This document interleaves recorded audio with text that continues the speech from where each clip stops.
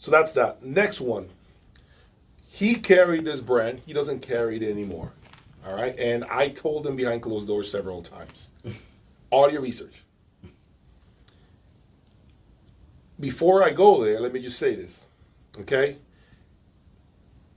We're talking about tubes, to be fair, which is a completely different conversation than Right. solid state. Right. It's very difficult to compare tubes to solid state. We try to all the time. Right. Right? This is why there's a lot of solid state that's trying to mock tubes. But it's very difficult. Audio research. The worst monos I have ever owned were the 160Ms. Okay? A lot of you guys are gonna say Jay is nuts. I have them in here. They're driving my Wilsons to whole new levels. What's your reference point? That's the question I have for you. What have you had to come to that conclusion? I promise you, if I were to put any of these amplifiers in the middle or the top group, you will realize how not good the 160Ms are. To me, the 160M was an amplifier that was designed because I think they were long overdue to come out with a mono that looked different. It was a cool design, the window, the triode mode. It gave you a couple of extra features. Right. But to me, the star of the show from audio research was actually the stereo, the 160S. S, yeah. The S was dynamic. It had speed. It had control. And the M's were just lousy. They were lazy sounding. They were just. They never took me from point A to point B with immediacy or with a purpose. I felt like I was almost bored. If that makes sense. And I really do not know if that's due to the tubes or the sound that they were shooting for. But the question I would have is, why does the 160S sound better than the 160Ms? We know the S is a newer design because it came out years later. Right. Now, audio research is never going to say it's the same amplifier. I mean, they're never going to, they're not going to tell you it's different. It's a complete design. They're not going to say that. They're going to say to you, it's the same 160M, but in a stereo version. That's what they're going to tell you. Well, then maybe they have the same problem as the Hegels, where the stereo sounds better than the monos. That could very well be the case then for this scenario. Maybe the S is better for that reason. Maybe. Right? The stereo just has a sweeter, different sound. Right. So I will tell you that I have been very disappointed, maybe because I'm used to Class AB or Class A amplifiers, but I always felt like their preamplifiers are really, in my opinion, more desirable. They're more flexible. You have more use cases with their preamplifiers. You can bring an audio research preamp on just about any setup, and it will do something special for you. Just about any. I can't think of an amplifier that doesn't do something special with a audio research preamplifier of your choice. They've made so many good ones, and I don't know if you've had the Ref 5 SE. No, never. Oh. But you told me it's incredible. It was fantastic. Now, the Ref 6 was an advancement, and the Ref 6 SE again, and the Ref 10, the Ref 40 was another great amplifier, preamplifier, I should say. I mean, they've made so many good ones. In fact, I have fond memories of my Ref 250s with my Ref 5 SEs. I mean, Ref 5 SE preamp. What a great system. That was really, really, really good. I love those Ref 250 amps. I thought they were fantastic. Interesting. Yeah. I never really got to have a lot of time with the 250 SE, but I did have the 250s, which I believe had the KT 120 amplifiers, if I remember, and then the SE went to the KT 150. But, oh, man, that was really good stuff. Very musical. Interesting. Yeah. Okay, moving on. The next one, I don't think you have any experience. Theta Digital. No. I don't even know what they're doing here on this sheet that I have. Terribly, I mean, just complete disappointment. Do not spend your money on that. To me, that's just... You need a fourth tier. Oh, but this would be a fourth or a fifth tier group. Theta Digital. Guys, this is a company that I don't even think it exists anymore. I think it's gone. I think it got absorbed, and ATI owns them now, ATI Technology. So I have nothing else to say other than that about Theta Digital. The next one would be, I'll say it here, but some may agree or may not agree with me, PS Audio, specifically the BHK amplifiers. When I had them, I had the first set. I think I was probably one of the very few, probably early adopters of this BHK 300. The BHK 300, the way I know, I remember being one of the early adopters of this amplifier was because I was one of the first ones to own it, and it actually went into protection mode when it was driving my Revell Salon 2s that I've been talking about. Really? Yes. And one of them overheated like crazy. Then both of them had to be sent back to PS Audio, and I believe they replaced them completely, and they sent me something new with a different power supply. So I did have my beginning issues with the amplifier BHK 300s. In the beginning, you guys know what we've been saying here. At the beginning, there are some components that are capable of giving you this impressive sound for the first 15 to 25 minutes, 30 minutes.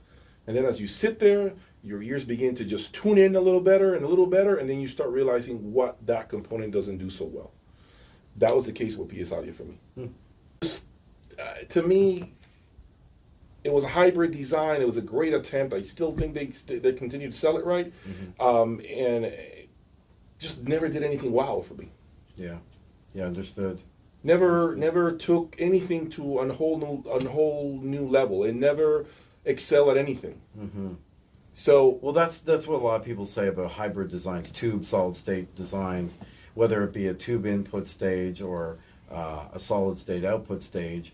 You know, that's how the Macintosh 2301 is different in that it is, if I'm correct, it is a solid state input stage and a tube output stage, whereas the BHK is the other way around. So I agree. A lot of the criticism is, you know, it's sort of a jack of all trades, master of none. Yeah. You know, when you start mixing the tube input and the solid state input and the tube output, solid state, yeah, it's been tried many, many times, but I don't know if there's really been a lot of success stories with that type of design. So Gotcha. This could be one of them.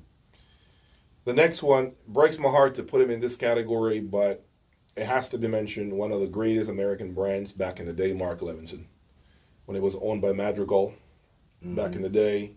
It was a brand that everyone in the whole world wanted. I believe one of the amplifiers was the 532, one of the greatest amplifiers built. Yep. Great amplifier as well. Never really owned it. I've always wanted to own it and hear it. But again, it changed hands, a different direction. And I believe Mark Levinson right now is dedicating all their resources into building car stereos.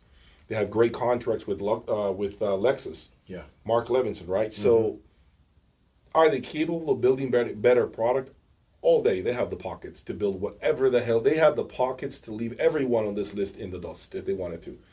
But they are going to put all their eggs where money's to be made. They're not going to invest resources in high-end audio where we know there's a lot of skepticism about prices, whether things are worth the asking price. And let's face it, if you're building and you're making car stereos for how many millions of Lexus vehicles are being manufactured today, right? Yeah. I believe Mark Levinson, let's put it this way. I believe Mark Levinson builds stereo because they just owe that to the audio community to keep something going, but not because they really want to create something special anymore. Does that make sense? You also have those number 53s or 33s, which I know there was a pair that was digital that sounded horrible. 53s. And then there were the other ones that were huge, heavy ones that were like Class A. Those were like from the 90s. That were heavy. They sounded incredible. Can't remember the model number, though. They looked like computer towers as well, like the 53s. These were supposed to be giant killers back in the day. And so it breaks my heart to put him here, but fair is fair. I did that with Krell, and I did that with Macintosh and other brands. I know you haven't had any Mark Levinson product here, right? You haven't sold any? No, I don't. We may have had a piece or two on trade, but no, nothing that sticks out. I do remember those tall amplifiers that came out with whatever 53, 33, whatever they were called. Yeah. And I remember that they were very excited about that product. They were going to be pairing it with the Salon 2s, but then they got a review, and it was not a very good That was review. The digital. Those were the Class D amps. Those were digital? Okay. Those were terrible amplifiers. And that's when things, I think, I don't know if at that point in time was when they were changing hands. Okay. And they wanted to do something different. They were almost like the Halcro 33, what are they called? The Halcro 88s? Well, I can't remember the model. I forget the model. And they have built, historically speaking, great amplifiers that people loved. I don't really know a lot of these models. I want to say number 26 or something like that. Like, there was another set that were monos. Yeah. They were black. They looked like the Krell heat sinks around it. They were highly desirable amplifiers. And they were, for a long time, very desirable. People wanted Mark Levinson in their room. They were known for their mid-range, incredible mid-range. But, you know, like everything else, they came to an end, and I feel that what they're trying to do today is simply nothing else than product in order to keep their name within the audio industry, not because they're really interested in making a mark or innovate anymore. Yeah, I had a chance to meet Mark Levinson years and years ago. It was at the Flamingo Hotel in Las Vegas when they used to have, I think it was called the Home Entertainment Show. It was always part of CES. CES was actually very, very big long time ago for high-end audio. It's not anymore, but at that time they had a spin-off show going on at the same time called the Home Entertainment Show, and it was always at a hotel across the street or whatever.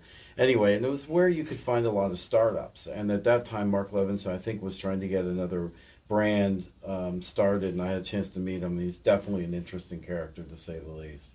But the company, or today, you're right, I don't hear a lot about the new products. They might be very good. I've seen some integrateds that look very interesting from them. I had one. I think it was the 585.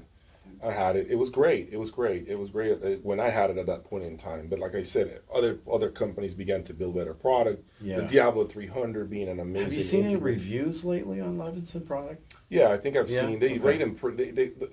Stereophile gives them good ratings. Right. Overall. But I sure like the design. I mean, I do. I've always been a sucker for the red LEDs. Yeah, they look good. I love the red LEDs on products like Sim Audio. I love the red LEDs. I've always loved that. Me too. But yeah, so that's basically that with Mark Levinson, and we're going to move on to the last one. This is not per se the brand holistically speaking. Okay, this is more a specific series of that brand, and that would be Nagra. Nagra Classic series, to be specific. Okay, I have not heard the HD, but I have to put the Nagra Classic. And if you're wondering why am I going to talk about Nagra here if I haven't heard their top of the line components, well, simply because when I had the Classic series in my room, and I did have it, didn't talk about it, and I didn't have it on my channel, it was very disappointed. I was very disappointed. I'm sorry to hear an amplifier that weighed as much as a DAC, as a Lumen DAC, if I'm being sincere. The preamplifier was a preamplifier this big that looks like it belonged in my daughter's room. Tube, I believe it was. And guys, I played that in my room, and I couldn't believe people are paying this kind of money for this product. I really, I think it is $15K for the preamplifier, for the Classic Baby. Yeah. And 15 for the amp, which the amp is about this size. Like, it's not that big, right? It doesn't weigh much. Right. And that's like 30 MSRP, I want to say. Yeah. I could be wrong. Maybe it's a little less. Can't believe people are paying this kind of money for that. I just cannot believe you guys are paying for that. But are they paying? I mean, I talk to people all the time. I actually don't think I've ever talked to anybody that says, I own Nagra amp and preamp. It just doesn't. To me, there's so much better out there for the money. Yeah. Now, again, not the HD. I have not heard the HD series. I cannot talk about the HD. But the Classic series, guys, is such a letdown, Mike. It really, wow. I think you can, any of these other tier group brands that we talked about make way better product than that. Way better product than that. Nothing stood out. Everything was narrow, compressed, thin. There was no sense of space. It was just disappointed. Yeah. I was very disappointed. Never had a chance to hear it in the store or hear it at home, so I can't say, but I take your word for it. Yep. It's interesting. And that about wraps it up, guys. I hope you guys enjoyed this video with the man himself, Mike, from Suncoast Audio. And we text all the time, and sometimes when he is in his room, just yesterday he didn't want to answer me. I called him at like 7 p.m. or no, he's like, 10. Can you call me? He's like, oh my God, I haven't gotten off my chair. For 5 hours I've been listening to some Yeah. Karma speakers, Yeah. right? Yeah. He said he couldn't get out of the chair, so he Yeah. wanted to not break that tunnel vision and Yeah. feeling that he was having, that voodoo effect you were Yeah. in. Yeah. And he says, I can't answer right now, right? So I know he's very passionate about this, and I know he doesn't sell anything he doesn't believe in. If it's garbage, it's not here at Some Cool Studio. I can promise you that. One more thing. So we were talking about tiers in general, and Jay has 3 tiers. Mine are more about the company as opposed to a particular product. So in the spirit of full disclosure, on my own list, I have at home tier 3. So it doesn't mean it's bad, It No. just means the perception of the product in the industry. So I have a name system, if everybody's wondering. And if you're not familiar with name, it is for the tweakiest of tweaky. You've told me, yeah? Yes. Which I haven't owned, so this is why it's not on the list. I can't give you any reference point. But for I think if you ask people in general, would you consider it in the same vein as Solution and CH? Maybe, maybe not. But for me, I think it's extremely musical, and that's why I have it at home. But it is tweaky, like really tweaky. No. So you got to know what you're doing, Absolutely. or find a dealer who does. Absolutely, Yeah. absolutely. So there you have it, guys. I appreciate your support, Thank you. help. Continue to subscribe. I hope you guys like this video. Leave me your comments if you want to see more videos like this. Until next time, take care.